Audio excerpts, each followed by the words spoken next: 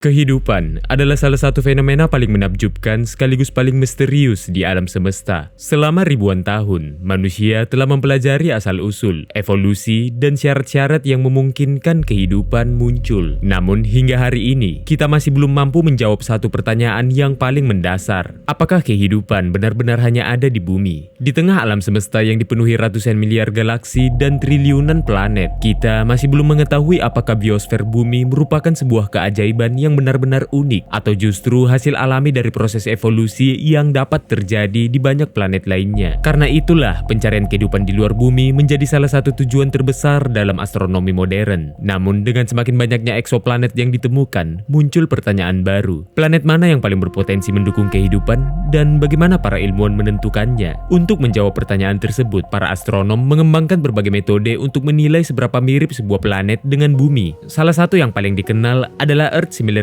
Index atau indeks kemiripan bumi. Melalui indeks ini, ribuan eksoplanet dapat disaring untuk mengidentifikasi planet-planet yang paling menjanjikan dalam pencarian kehidupan. Namun, apakah kemiripan dengan bumi benar-benar cukup untuk menentukan sebuah planet layak dihuni? Dan planet mana yang sejauh ini menjadi kandidat dalam pencarian kehidupan di luar bumi?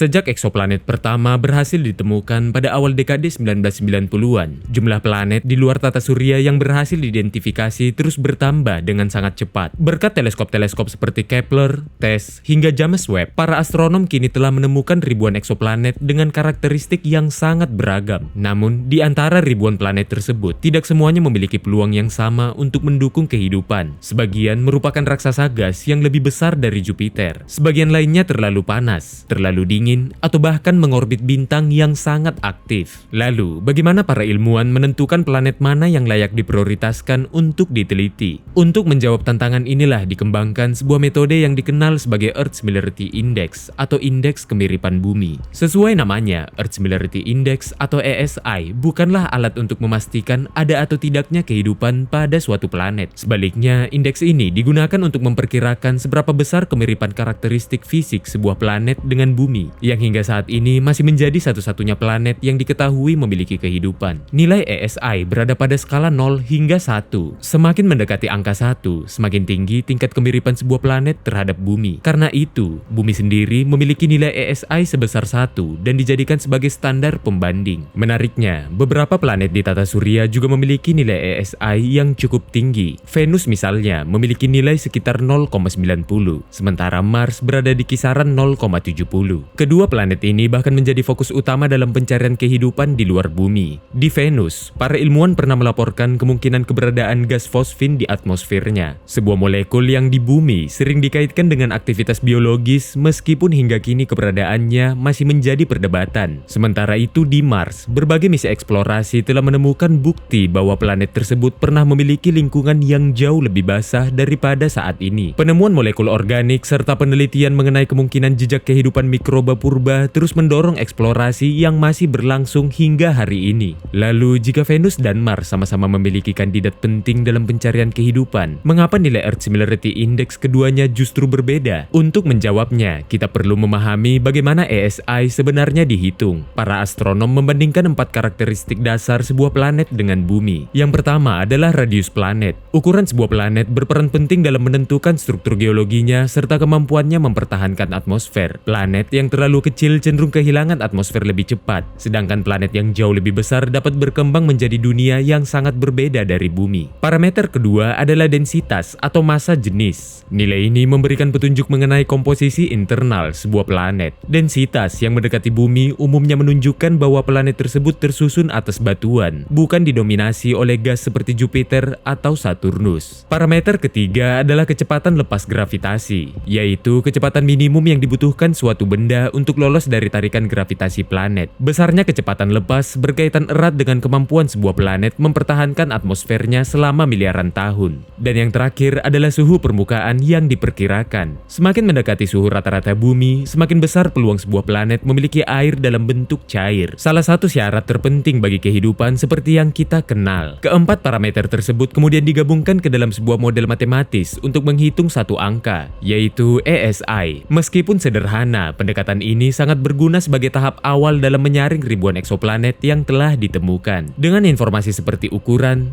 massa, dan orbit, para astronom dapat dengan cepat mengidentifikasi planet-planet yang paling menjanjikan untuk diteliti lebih lanjut. Namun, di balik segala keunggulannya, ESI memiliki keterbatasan yang cukup mendasar. Indeks ini hanya membandingkan karakteristik fisik sebuah planet dengan bumi, tanpa memperhitungkan berbagai faktor lain yang justru sangat menentukan peluang muncul dan bertahannya kehidupan. Karena itu, dalam prakteknya, para astronom tidak hanya mengandalkan ESI. Sebuah planet dengan nilai ESI yang tinggi belum tentu menjadi kandidat terbaik. Untuk menilai potensi habitabilitasnya, para ilmuwan juga mempertimbangkan sejumlah faktor penting lainnya. Salah satunya adalah karakteristik bintang induknya. Kehidupan tidak hanya dipengaruhi oleh kondisi planet, tetapi juga oleh lingkungan bintang yang diorbitkan. Bintang kerdil merah misalnya, merupakan jenis bintang yang paling banyak ditemukan di galaksi kita dan menjadi rumah bagi banyak eksoplanet. Namun, banyak diantaranya sangat aktif dan sering melepaskan suar radiasi, serta lontaran partikel berenergi tinggi yang berpotensi mengikis atmosfer planet di sekitarnya. Sebaliknya, bintang seperti matahari maupun bintang kerdil jingga cenderung memiliki tingkat kestabilan yang lebih baik serta umur yang sangat panjang, sehingga memberi kesempatan lebih besar bagi kehidupan untuk berkembang selama miliaran tahun. Faktor berikutnya adalah posisi planet terhadap bintang induknya. Planet yang berada terlalu dekat berisiko mengalami tidal locking, yaitu kondisi ketika satu planet selalu menghadap bintangnya, sementara sisi lainnya terus berada di dalam kegelapan. Akibatnya, satu belahan dapat mengalami siang abadi dengan suhu yang sangat tinggi, sedangkan belahan lainnya membeku dalam malam yang tidak pernah berakhir. Sebaliknya, jika sebuah planet berada terlalu jauh, suhunya dapat menjadi terlalu rendah sehingga air sulit bertahan dalam bentuk cair. Selain itu, komposisi planet juga menjadi pertimbangan penting. Hingga saat ini, planet berbatu seperti Bumi atau Super Earth dianggap sebagai kandidat paling menjanjikan karena memiliki permukaan padat, tempat proses geologi, siklus kimia, dan interaksi antara bebatuan, air, serta atmosfer yang dapat berlangsung. Sebaliknya, planet gas diperkirakan tidak memiliki permukaan padat yang dapat menopang kehidupan seperti yang kita kenal. Bahkan planet samudra sekalipun masih menyimpan banyak tanda tanya mengenai apakah dunia yang seluruh permukaannya tertutup lautan mampu menyediakan siklus geologi dan unsur-unsur kimia yang diperlukan bagi muncul dan berkembangnya kehidupan. Dengan mempertimbangkan seluruh faktor tersebut, gambaran mengenai sebuah planet menjadi jauh lebih lengkap daripada sekedar melihat nilai ESI. Hal ini juga menjelaskan mengapa dua tetangga terdekat Bumi, Venus dan Mars, memberikan pelajaran yang sangat menarik. Venus memiliki nilai ESI sekitar 0,90, menjadikannya planet yang secara fisik sangat mirip dengan Bumi. Namun, atmosfernya yang sangat tebal memicu efek rumah kaca ekstrim, sehingga suhu permukaannya mencapai lebih dari 460 derajat Celcius. Meskipun demikian, Venus tetap menarik para ilmuwan setelah muncul laporan mengenai kemungkinan keberadaan gas fosfin di atmosfernya, sebuah molekul yang di Bumi sering dikaitkan dengan aktivitas biologis. Hingga kini, temuan tersebut masih menjadi perdebatan dan belum dapat dianggap sebagai bukti adanya kehidupan. Mars menunjukkan gambaran yang berbeda, meskipun nilai ESI-nya hanya sekitar 0,70. Berbagai misi eksplorasi telah menemukan bukti bahwa planet ini pernah memiliki sungai, danau, serta lingkungan yang jauh lebih basah dibandingkan kondisinya saat ini. Penemuan molekul organik dan berbagai penelitian mengenai kemungkinan jejak kehidupan mikroba purba menjadikan Mars sebagai salah satu target utama dalam pencarian kehidupan di luar bumi. Dengan kata lain, mencari kehidupan di luar bumi bukanlah sekedar mencari planet yang paling mirip dengan bumi. Yang jauh lebih penting adalah menemukan planet yang memiliki kombinasi kondisi paling mendukung bagi kehidupan. Lalu, setelah mempertimbangkan seluruh faktor tersebut, eksoplanet mana saja yang sejauh ini telah diidentifikasi sebagai kandidat dalam pencarian kehidupan di luar bumi? Setelah memahami bagaimana ESI bekerja, serta berbagai faktor lain yang mempengaruhi habitabilitas sebuah planet, muncul pertanyaan berikutnya. Di antara ribuan eksoplanet yang telah ditemukan hingga saat ini, planet mana yang lebih menarik untuk diteliti lebih lanjut? Tidak ada jawaban yang benar-benar pasti. Hingga hari ini, belum ada sistem penilaian tunggal yang mampu menentukan planet mana yang paling berpotensi memiliki kehidupan. Setiap eksoplanet memiliki kelebihan dan tantangannya masing-masing, sementara data yang dimiliki para astronom juga masih sangat terbatas. Oleh karena itu, daftar yang akan kita bahas bukanlah urutan berdasarkan peringkat, melainkan kumpulan eksoplanet yang telah melalui proses penyaringan berdasarkan berbagai indikator ilmiah. Penilaiannya tidak hanya mempertimbangkan nilai ESI, tetapi juga karakteristik bintang induknya, posisi di zona layak huni, jenis planetnya, serta signifikansinya dalam penelitian astrobiologi. Perlu diingat bahwa masih banyak terdapat eksoplanet lain yang juga dianggap menjanjikan. Seiring berkembangnya teknologi observasi dan ditemukannya data baru, daftar ini pun dapat berubah di masa depan. Dengan mempertimbangkan pengetahuan yang kita miliki saat ini, berikut beberapa eksoplanet yang menjadi fokus utama dalam pencarian kehidupan di luar bumi. Pertama, Tiergarten Star B saat ini menjadi salah satu eksoplanet yang paling mencuri perhatian dalam pencarian kehidupan di luar bumi. Planet ini mengorbit Tiergarten Star, sebuah bintang katai merah yang jauh lebih kecil dan lebih redup dibandingkan matahari kita. Meskipun demikian, planet ini berada pada jarak orbit yang relatif dekat, sehingga tetap menerima energi yang cukup untuk mempertahankan suhu yang berpotensi mendukung keberadaan air dalam bentuk cair, dengan asumsi memiliki atmosfer yang sesuai. Dalam skala kosmik, sistem ini juga tergolong sangat dekat dengan bumi, hanya berjarak sekitar 12,5 tahun cahaya, menjadikannya salah satu target observasi paling penting dalam studi eksoplanet modern. Dari perspektif ESI yang telah kita bahas sebelumnya, yang mencakup radius, massa, densitas, dan suhu permukaan, Tiergarten Star B menunjukkan dengan nilai sekitar 0,97, salah satu yang tertinggi dalam katalog eksoplanet yang diketahui saat ini. Planet ini diperkirakan merupakan planet berbatu dengan ukuran yang sangat dekat dengan bumi. Salah satu parameter yang membuatnya menonjol adalah estimasi masanya, yang sekitar 1,05 kali massa bumi berdasarkan pengamatan metode radial velocity oleh konsorsium Carmenes yang kemudian dipublikasikan dalam jurnal astronomi dan astrophysics pada tahun 2019. Selain parameter ESI, jika kita memasukkan indikator lanjutan yang telah kita definisikan sebelumnya, gambaran Tiergarten Star B menjadi lebih kompleks. Pertama, dari sisi aktivitas bintang induknya, Tiergarten Star tergolong lebih tenang dibandingkan banyak katai merah lainnya. Ini menjadi faktor positif karena mengurangi resiko radiasi ekstrim yang dapat mengikis atmosfer planet. Kedua, kemungkinan besar planet ini mengalami penguncian pasang surut atau tidal locking akibat orbitnya yang sangat dekat dengan bintang induknya dengan periode sekitar 4,91 hari bumi. Kondisi ini menciptakan perbedaan ekstrim antara sisi siang dan malam. Meskipun model atmosfer menunjukkan bahwa sirkulasi udara dapat membantu menstabilkan suhu di zona perbatasan. Ketiga, dari sisi komposisi planet, Tiergarten Star B dikategorikan sebagai planet berbatu, yang berarti ia memiliki permukaan padat dan kemungkinan struktural internal yang mirip dengan bumi. Planet ini juga berada di zona layak huni, wilayah di mana energi dari bintang memungkinkan air tetap berada dalam bentuk cair. Dengan catatan terdapat atmosfer yang cukup stabil untuk menjaga keseimbangan suhu permukaan. Hingga saat ini, kita masih belum memiliki data langsung mengenai atmosfer, medan magnet, maupun kondisi permukaannya. Semua yang kita ketahui masih berasal dari pengamatan tidak langsung melalui cahaya dan gravitasi bintang induknya. Namun, justru disitulah daya tariknya. Dengan kombinasi jarak yang relatif dekat, karakteristik fisik yang sangat mirip dengan bumi, serta parameter orbit yang telah terukur dengan baik, Tiergarten Star B menjadi salah satu planet yang paling penting dalam diskusi modern tentang kemungkinan kehidupan di luar bumi. Kedua, TOI 700d merupakan salah satu eksoplanet yang saat ini menjadi fokus penting dalam pencarian kehidupan di luar bumi. Planet ini mengorbit TOI 700, sebuah bintang katai merah yang terletak sekitar 101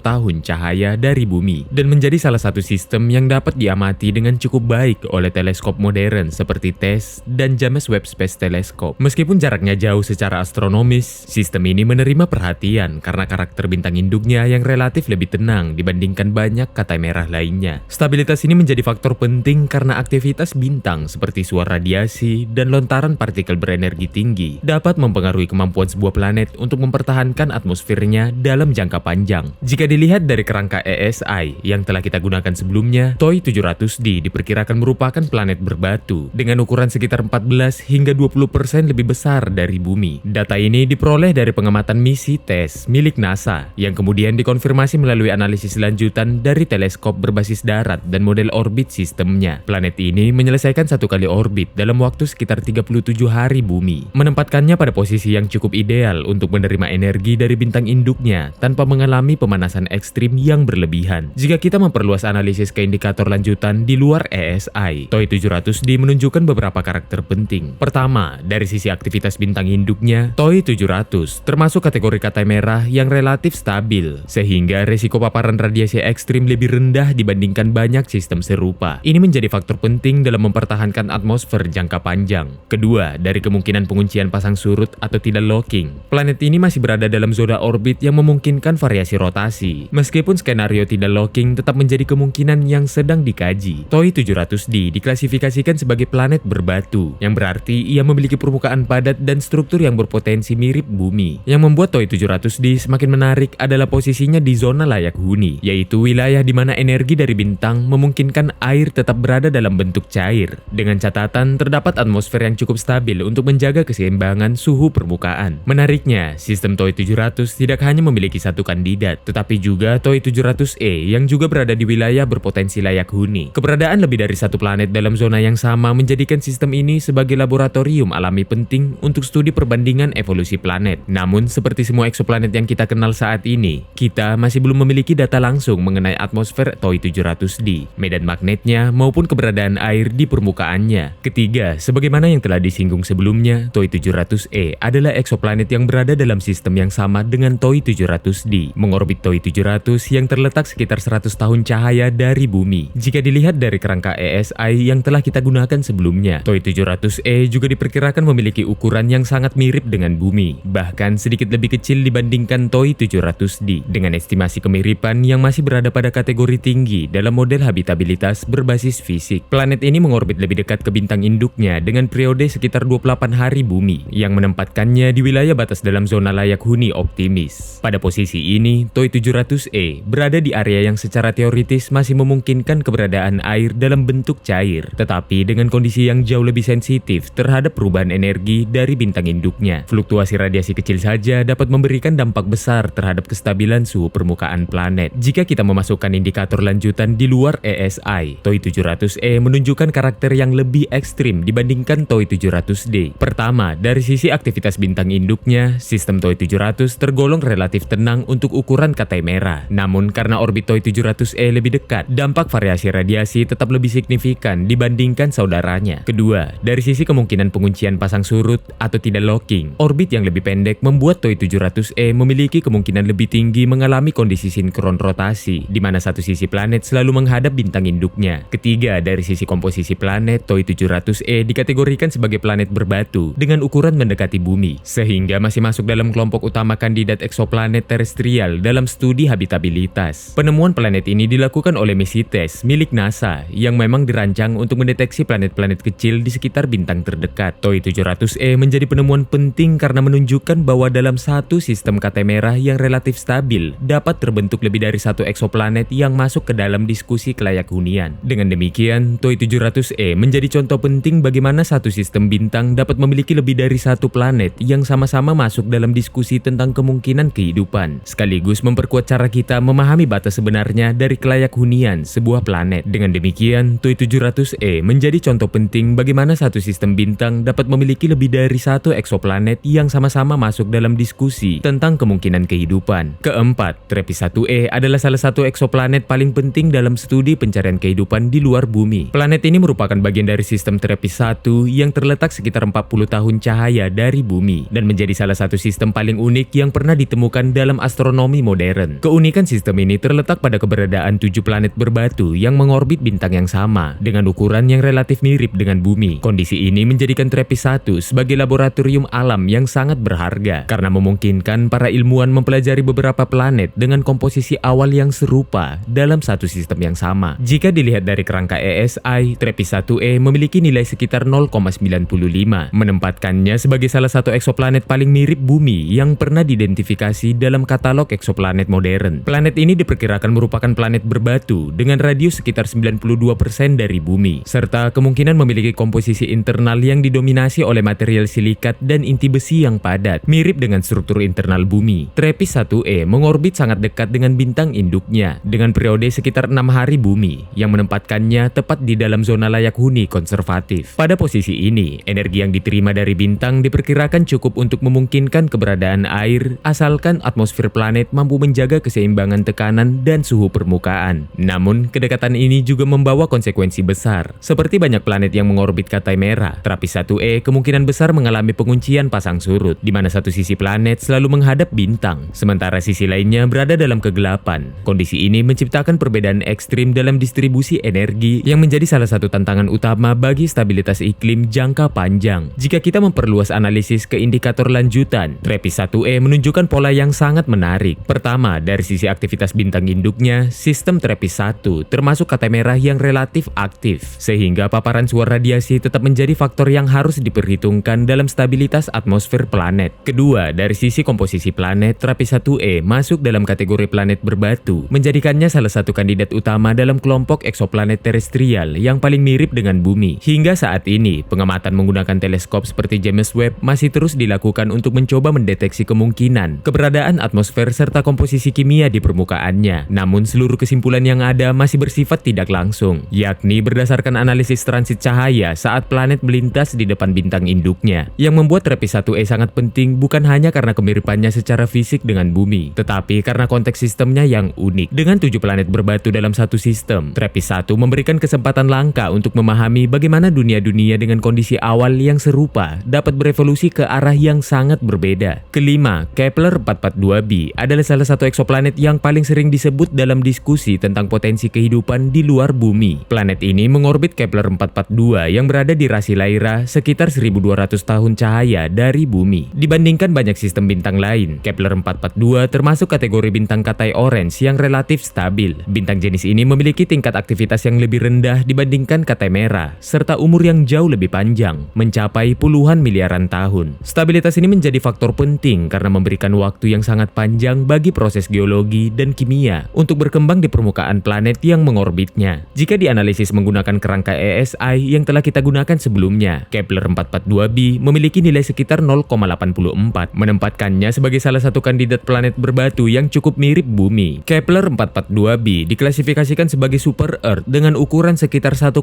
kali radius bumi. Planet ini menyelesaikan satu orbit penuh dalam waktu sekitar 112 hari bumi dan berada tepat di dalam zona layak huni konservatif, yaitu wilayah di mana energi dari bintang memungkinkan keberadaan air dengan asumsi terdapat atmosfer yang mampu menjaga kestabilan suhu permukaan. Dari sisi komposisi planet, Kepler 442b diperkirakan memiliki struktur yang kemungkinan besarnya terdiri dari silikat dan inti logam, mirip dengan planet terestrial di tata surya. Dari sisi penguncian pasang surut, orbitnya yang lebih jauh dan periode yang lebih panjang membuat Kepler 442b kemungkinan besar tidak terkunci secara pasang surut, sehingga memungkinkan adanya rotasi normal dengan siklus siang dan malam yang stabil. Namun, semua kesimpulan ini masih berada pada tahap model dan simulasi. Hingga saat ini, kita belum memiliki data observasional langsung mengenai atmosfer Kepler 442b, komposisi kimianya, atau apakah air benar-benar ada di permukaannya. Seluruh informasi masih berasal dari parameter orbit, ukuran, dan energi yang diterima dari bintang induknya. Yang membuat Kepler 442b penting dalam diskusi ilmiah bukan hanya karena kemiripannya dengan bumi, tetapi karena ia mewakili tipe planet yang berada di lingkungan bintang yang lebih stabil dan berumur panjang. Dalam skala kosmik, kondisi seperti ini memberikan peluang lebih besar bagi proses evolusi kimia dan biologis untuk berlangsung dalam rentang waktu yang sangat panjang. Keenam, Kepler 1649c adalah salah satu eksoplanet yang memiliki kisah penemuan paling unik dalam katalog misi Kepler. Planet ini mengorbit Kepler 1649 yang berjarak sekitar 300 tahun cahaya dari bumi di rasi Lyra. Awalnya, sinyal dari Kepler 1649c sempat salah diklasifikasikan oleh sistem analisis komputer sebagai gangguan data atau false positive. Namun setelah dilakukan peninjauan ulang oleh para peneliti, sinyal tersebut ternyata mengarah pada keberadaan sebuah planet berbatu yang valid. Penemuan ini menunjukkan bahwa bahkan dalam data lama masih terdapat potensi besar untuk menemukan dunia baru yang sebelumnya terlewatkan. Jika dilihat melalui kerangka ESI, Kepler 1649c memiliki nilai sekitar 0,92, menjadikannya salah satu eksoplanet paling mirip dengan bumi. Kepler 1649c memiliki ukuran yang sangat dekat dengan bumi, dengan radius sekitar sekitar 1,06 kali radius bumi. Karakteristik ini menempatkannya sebagai salah satu kandidat paling presisi dalam kategori Earth-sized planet dari misi Kepler. Planet ini mengorbit dalam waktu sekitar 19,5 hari bumi, sebuah periode yang sangat singkat karena kedekatannya dengan bintang induknya. Meskipun demikian, jumlah energi yang diterimanya diperkirakan sekitar 75% dari energi yang diterima bumi dari matahari, yang secara teoritis masih berada dalam rentang yang memungkinkan keberadaan air jika kondisi atmosfernya mendukung. Dari sisi aktivitas bintang induknya, Kepler 1649 termasuk kategori bintang yang dapat memiliki aktivitas fluktuatif, sehingga paparan radiasi dan semburan partikel energi tetap menjadi faktor risiko utama bagi kestabilan atmosfer planet. Sementara dari penguncian pasang surut, orbit yang sangat dekat dengan bintang induknya membuat kemungkinan besar planet ini mengalami kondisi rotasi sinkron, di mana satu sisi planet selalu menghadap bintang, sementara sisi lainnya berada dalam kegelapan. Hingga saat ini, semua informasi yang kita miliki masih bersifat tidak langsung. Kita belum dapat mengamati permukaan planet ini, belum mengetahui komposisi atmosfernya, dan belum bisa memastikan apakah air benar-benar ada di sana. Seluruh pemahaman kita masih bergantung pada analisis transit cahaya yang ditangkap oleh teleskop Kepler dan kemudian dikalibrasi ulang oleh para ilmuwan. Terakhir, Proxima Centauri b diperkirakan merupakan planet berbatu dengan massa minimum sekitar 1,1 hingga 1,2 kali massa bumi, menjadikannya termasuk kategori super Earth kecil dengan komposisi yang kemungkinan mirip dengan bumi. Namun hingga saat ini, struktur atmosfer dan kondisi permukaannya masih belum dapat dipastikan melalui observasi langsung. Jika dianalisis melalui kerangka ESI yang telah kita gunakan sebelumnya, Proxima Centauri b memiliki nilai sekitar 0,86 yang menempatkannya dalam kategori planet dengan tingkat kemiripan menengah terhadap bumi. Planet ini mengorbit sangat dekat dengan bintang induknya dengan periode sekitar 11,2 hari bumi dan berada di dalam zona layak huni. Namun, lingkungan Proxima Centauri sangat ekstrim. Sebagai bintang Katemera yang aktif, ia sering melepaskan suara radiasi dengan intensitas tinggi yang dapat memberikan tekanan besar terhadap atmosfer planet dalam jangka panjang. Tanpa perlindungan medan magnet yang kuat, kondisi ini dapat menjadi tantangan serius bagi stabilitas permukaan planet. Dari sisi penguncian pasang surut, kedekatannya dengan bintang induk membuatnya sangat mungkin berada dalam kondisi rotasi sinkron, di mana satu planet selalu menghadap bintang, sementara sisi lainnya berada dalam kegelapan. Hingga saat ini, semua informasi mengenai Proxima Centauri b masih bersifat tidak langsung. Data yang ada diperoleh dari metode radial velocity dan model simulasi berbasis energi bintang induknya. Kita belum memiliki bukti observasional mengenai atmosfer, air, maupun kondisi permukaannya.